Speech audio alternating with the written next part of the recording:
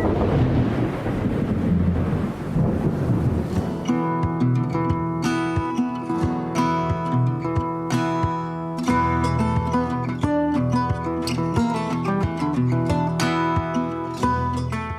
much as we like to romanticize cattle drives, they were more complicated than we imagine.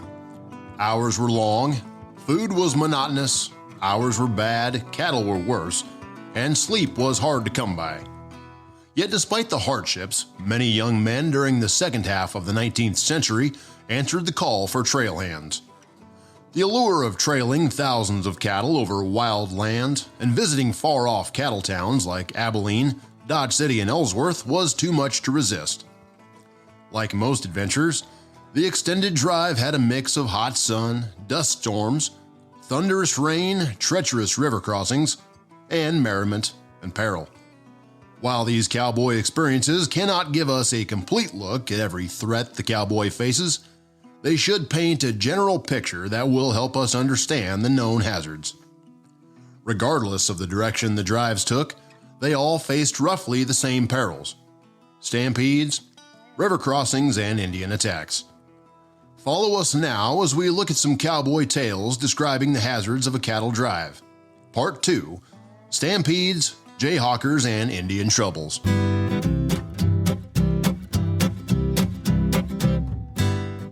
As hazardous as the river crossings were the stampedes. No matter how trail broken the herd had become, anything that startled one or more of the longhorns could panic the whole herd into one of those wild and unpredictable rushes. A stampede could be set off by any unusual sound or smell. It might be the crackling of a dead stick, the snort of a horse, or the sudden howl of a wolf. Marauding Indians might burn a stack of buffalo hair on the windward side of a herd to start the cattle running. In Texas, stampedes were the first danger.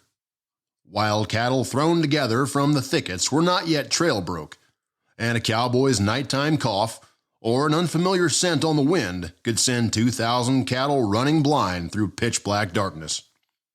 The best accounts of these adventures come in the 1920 publication of The Trail Drivers of Texas by J. Marvin Hunter.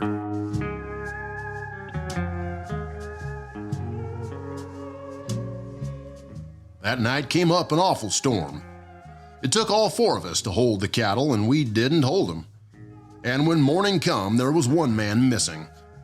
We went back to look for him, and we found him among the prairie dog holes beside his horse. The horse's ribs were scraped bare of hide, and all the rest of the horse and man was mashed into the ground as flat as a pancake. The only thing you could recognize was the handle of his 6-shooter. We tried to think the lightning hit him, and that's what we wrote his folks down in Henrietta, Texas. But we couldn't really believe it ourselves. I'm afraid it wasn't the lightning. I'm afraid his horse stepped into one of them holes, and they both went down before the stampede. Stampedes were much more common at night. Therefore, the trail boss tried to choose a bedding ground with no nearby cliff over which the cattle might tumble in the darkness. Those trail hands on night duty often hummed or sang lullabies to keep the cattle asleep. A frightening thunderclap might instantly have them up and off despite every precaution. E. A. Barry Roebuck provides a description of what it was like to face a storm when herding cattle up the trail.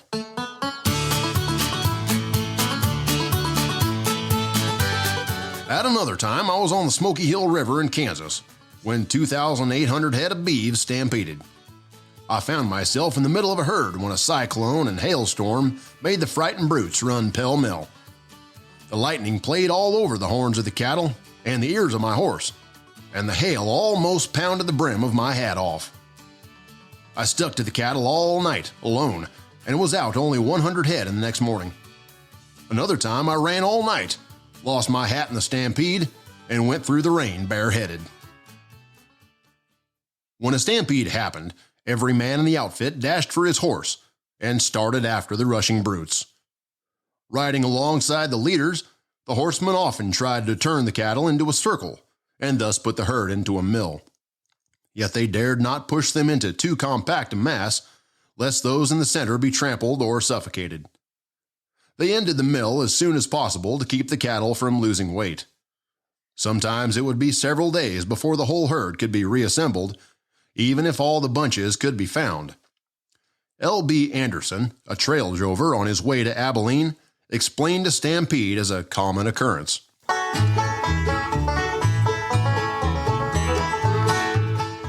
Stampedes were very common occurrences. Sometimes they were just tame affairs, but at other times they afforded all the excitement anyone could want. It was hard to tell sometimes the cause of a stampede.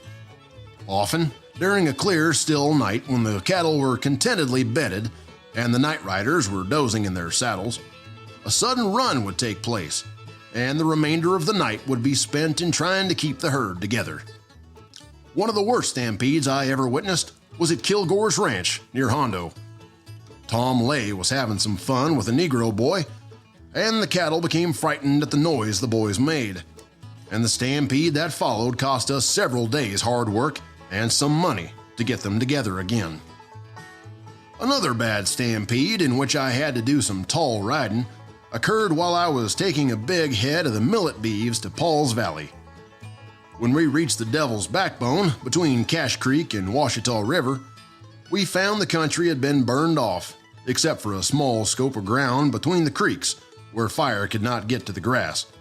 And on that ground I camped at the edge of a strip of timber. I think every prairie chicken in that whole country came there to roost. They were there by the thousands.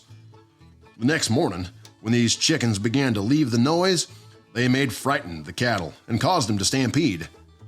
The 3,000 beeves ran over that rough country in every direction, and they went several miles before we were able to check them.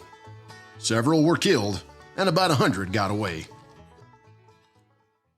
In any stampede, the trail hands had to be careful not to be caught in front of the rushing cattle.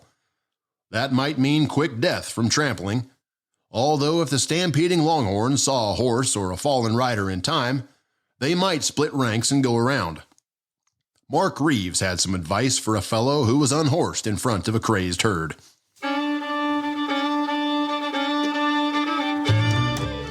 All the fallen puncher needed to do, said Reeves, was to bend over, facing the oncoming cattle, holding his hat between his teeth, and shake his coattails over his back.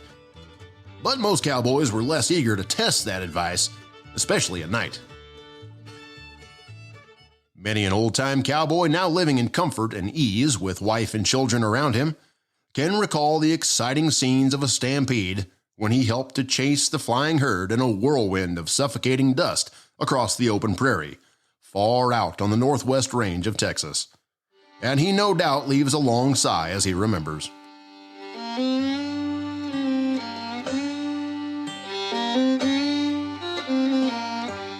The cattle had been bedded for the night, and the tired cowboys gathered round the chuck wagon for the evening meal. Two of the boys were left on guard and around the herd to be relieved after the others had satisfied their hunger. It was a warm, sultry evening in the middle of August. The sun had gone down in a flood of glory, and the twilight shadows settled gently down over the prairie. One by one, the stars came forth and took their place in the firmament, and a peaceful quiet soothed man and beast. The two boys on guard were singing in that soft, low tone that goes a long way toward pacifying cattle when held under close guard. But something happened to alarm the cattle. There was a snort, followed by a loud bellow, and in a second the whole herd was on its feet, bellowing in unison as they made a mad rush for the open prairie. Say, pard, did you ever see an onrush of frightened cattle, racing for dear life in a frenzied stampede? Well, it's certainly worth seeing, and if you happen to be in the saddle trying to check the progress, you'll never forget it so long as you live, said Luke McCabe. They're off for tall timber, said McCabe to his companion, Mark Gentry, as he drove his spurs into his bronco and attempted to gain the flank of the frightened herd. All right, said Gentry, as they raced down the valley. Bear in on the leaders and see if we can't get them to milling. That's our only chance to prevent them from breaking away and scattering. By this time, every cowboy in the camp, led by the boss, Jeffries, joined in the chase after the runaways. It did not take long for the wiry little ponies to come abreast of the frenzied leaders and turn them in on the flying herd. More and more the pressure was tightened until the cattle began to run around in a circle, and soon formed in a whirling mass of uplifted heads and clashing horns, frantic with fear as they whirled over the ground like a cyclone, enveloped in a cloud of dust that obscured the whole scene. The mill had now formed, and all danger of a runaway was at an end. But the bellowing circle on the outside pressed closer and closer upon the inner circle like the winding of a rope upon a reel, until from sheer exhaustion the herd became an inert mass of smoking, steaming cattle. And now the expert knowledge of the cowboys was displayed in the careful way they went to work to break the mill. Led by Phil Reynolds, the boys rode slowly to the edge of the circle and, forming a wedge, started in and gradually unwound the mill by moving the outside animals off on a tangent, reversing the process that wound them together, and the great mass became a peaceful herd once more. Following a stampeded herd at night is a position of great danger. The chances of being caught in the mill are very great, and to be caught in the whirling mass was almost sure death to both horse and rider. A dozen head of cattle were knocked down and trampled to death in this mad onrush of stampeded cattle that swept down the valley of California Creek that starlit night in August.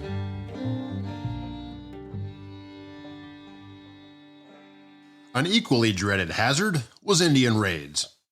Sometimes there were white rustlers along the trail, but they were vastly outnumbered by the redskin marauders, especially during the early days of the trail. Almost every major cattle trail ran through Indian Territory, or what we now know as modern-day Oklahoma.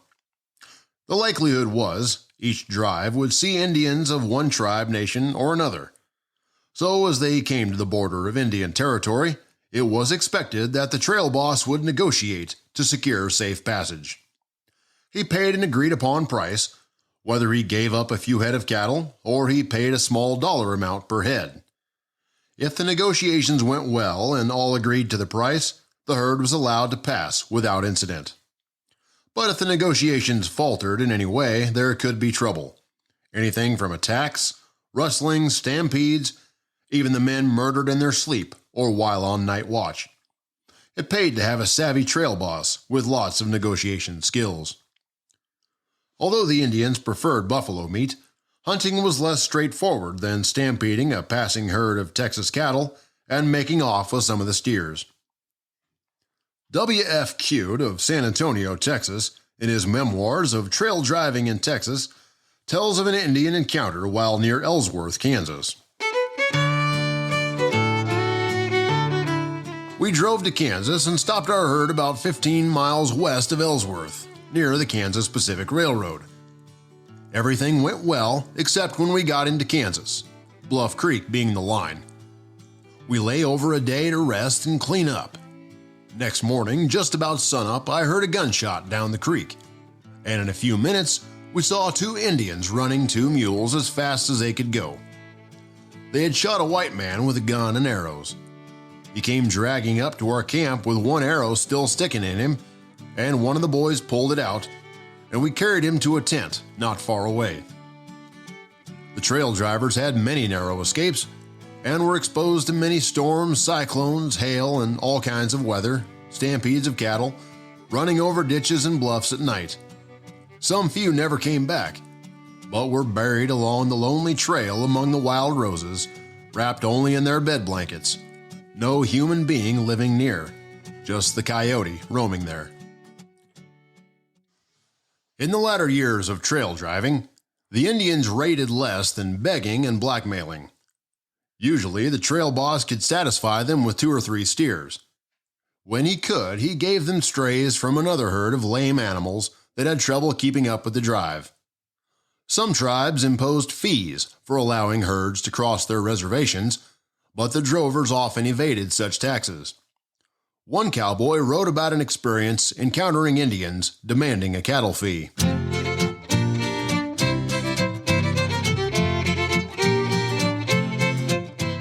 Their chief did the talking to our boss. He demanded 100 of our best beef cattle, cut from the lead of the herd. Indians were not fooled when considering beef. The boss told him no, but said that he could have some from the drags of our herd, which were cripples and the ones that were getting footsore. And as our boss stayed with this, the Indians got mad. We threw our bedrolls on the ground, and everything that we thought would stop a bullet or an arrow or protect every part of our bodies.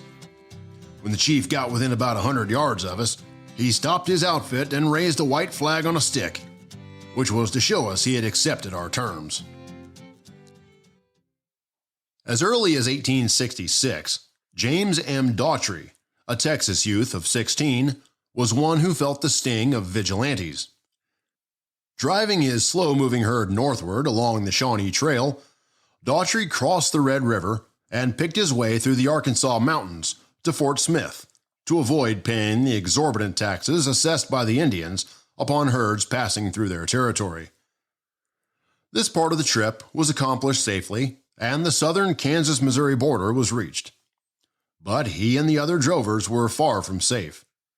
As Daughtry approached Baxter Springs, Kansas, he was attacked by a band of Jayhawkers dressed as hunters. The mobsters stampeded the herd and killed one of the trail hands. Some sources say they tied Daughtry to a tree with his own picket rope, then whipped him with hickory switches. After being freed and burying the dead cowboy, Daughtry recovered about 350 of the cattle. He continued at night in a roundabout way and sold his steers in Fort Scott at a profit. Jim Daughtry tells the following in his own words. On arriving at Baxter Springs, I found that there had been several herds ahead of me that had been disturbed by what we called Kansas Jayhawkers, and in one instance, the Jayhawkers had killed the owner, taken the herd, and ran the rest of the cowboys off. This herd belonged to Caynard and was gathered in the southern part of the Choctaw Nation in Indian Territory. I rode as far as Fort Scott, Kansas, and there I met a man by the name of Ben Keyes, whom I told I had a herd on the neutral strip I would like to sell. He agreed to buy them if I would make deliverance at Fort Scott, Kansas. I returned to the neutral strip, and we started driving the herd north along the Kansas-Missouri line, sometimes in the state of Kansas and sometimes in Missouri. From the information that I had received regarding the big risk we were taking by trying to drive through, we were always on the lookout for trouble.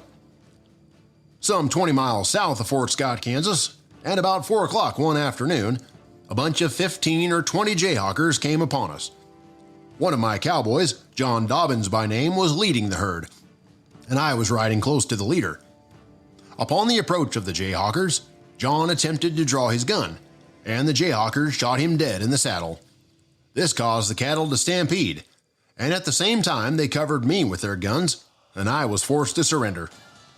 The rest of the cowboys stayed with the herd, losing part of their cattle in the stampede. The Jayhawkers took me to Cow Creek, which was nearby, and there tried me for driving cattle into their country, which they claimed were infested with ticks that would kill their cattle. I was found guilty without any evidence. They did not even have one of my cattle for evidence. Then they began to argue among themselves about what to do with me. Some wanted to hang me, while others wanted to whip me to death. I, being a young man in my teens, and my sympathetic talk about being ignorant to ticky cattle of the South diseasing any of the cattle in their country, caused one of the big Jayhawkers to take my part. The balance was strong for hanging me on the spot, but through his arguments, they finally let me go. After I was freed and had joined the herd, 2 of my cowboys and I slipped back and buried John Dobbins where he fell. After we had buried him, we cut down a small tree, hewed out a head and footboard, and marked his grave. Then we slipped back to the herd. Soon after the Civil War's close, the Jayhawkers were said to be soldiers mustered out of the Yankee Army. They were nothing more than a bunch of cattle rustlers and were not interested in fever ticks coming into their country, but used this just as a pretense to kill the men with the herds and steal the cattle or stampede the herds. After rejoining the herd, I found that during the stampede, I lost about 150 head of cattle, which was a total loss to me. I drove the balance of the herd back to the neutral strip, and after resting a day or two, went back to Fort Scott and reported to Mr. Keyes what had happened. Mr. Keyes sent a man back to the herd with me to guide us to Fort Scott. On my return to the herd with the guide, we started the drive to Fort Scott the second time. The guide knew the country well, which was very thinly settled. We would drive the herd at night and would lay up at some secluded spot during the day. After driving in this manner for 5 days and 5 nights, we reached Fort Scott about the daybreak of the 5th night and penned the cattle in a high-board corral adjoining a livery stable, which completely hid them from the public view. As soon as the cattle were penned, Mr. Keyes paid me for them. Then we ate our breakfast and slept all day. When darkness fell, we saddled our horses and started back over the trail to Texas. When trail drivers reached their destination, a semblance of the famous cowboy image frequently surfaced. After grueling months on the trail, it was not uncommon for pistol shots to ring out in saloons and gambling halls in cow towns such as Fort Worth or Abilene, Kansas. In 1870, the Junction City Weekly Union reported, "These herdsmen toil for tedious months behind their slow herds, seeing scarcely a house, garden, woman, or child for near 1,000 miles. And like a cargo of sea-worn sailors coming into port, they must have, when released, some kind of entertainment. In the absence of something better, they at once fall into liquor and gambling saloons at hand." For the cowboy, the trail was a road to high adventure. It carried him to new scenes, and often to exciting encounters. For years afterward, he would sing, "Come along, boys, and listen to my tale. I'll tell you about my troubles on the old Chisholm Trail. Come a tie-yi, yippee, yippee, yippee, yippee, yay. Come a tie-yi, yippee, yippee, yay. Started up the trail October 23rd. Started up the trail with the M&M herd. Come a tie-yi, yippee, yippee, yippee, yippee, yay. Come a tie-yi, yippee, yippee, yay. Lay-yo-do-ho-do-ho-do-ho-do, hey-yo-do-ho-do, hey-dee-dee-dee. Lay-yo-do-ho-do-ho-do-ho-do-hey-yo-do-ho-do-hey-dee. Rowley in the west and looking like rain, and I left my slicker in the wagon again. Come a tie-yi, yippee, yippee, yippee, yippee, yay. Come a tie-yi, yippee, yippee, yay. No shaps, no slickers, and it's pouring down rain. Ain't never gonna ride not herd again. Come a tie-yi, yippee, yippee, yippee, yippee, yay. Come a tie-yi, yippee, yippee, yay.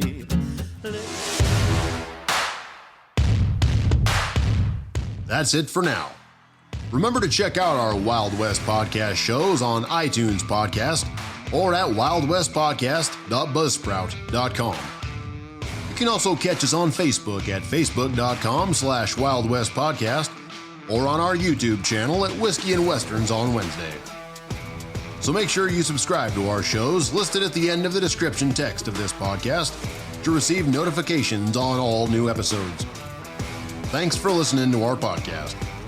If you have any comments or would like to add to this series on cattle drives, cowboys, and cattle towns, you can write us at wildwestpodcast@gmail.com, and we will share your thoughts as they apply to future episodes. Join us next time as we explore the chuck wagon as an essential piece of equipment in the cattle industry.